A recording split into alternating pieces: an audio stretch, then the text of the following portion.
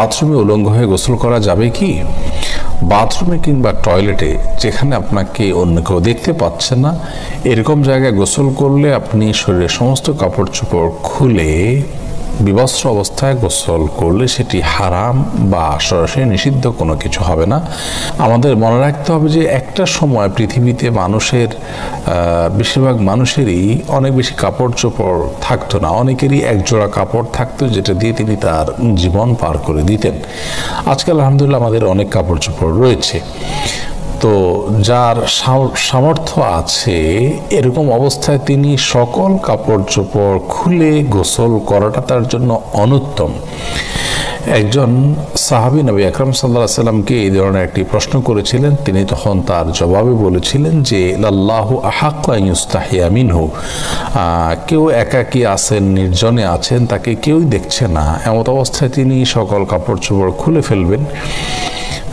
এ বিষয়টি অনুত্তম, কারণ আল্লাহ তাআলা তাকে দেখছেন, আল্লাহর প্রতি তার লাজ লজ্জা থাকা উচিত অন্তত।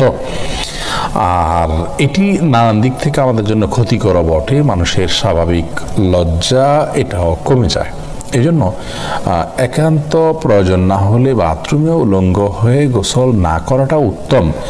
আমাদেরকে নবী আলাইহিস সালাম যে নির্দেশনা দিয়েছেন বোঝা যায় নবী সাল্লাল্লাহু আলাইহি সাল্লাম প্রয়োজন ছাড়া বিবস্ত্র হওয়ার বিষয়টিকে পছন্দ করতেন না। তবে যদি কেউ বিবস্ত্র হন, তিনি একাকী আছেন, কেউ দেখছে না, তো সেটা তার জন্য হারাম হবে না।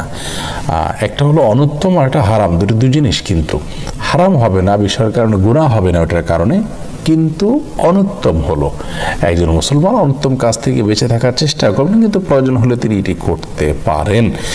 অতএব গোসলের সময় অন্তত নাভি থেকে হাঁটু পর্যন্ত সতেরো জায়গাটুকু ঢেকে থাকে এরকম গামছা বা তোয়ালে বা লুঙ্গি অনেক কিছু পরনে থাকলে অবস্থায় গোসল করাটাই হলো ভালো। প্রয়োজন হলে উন্মুক্ত করতে পারবেন সেটিও।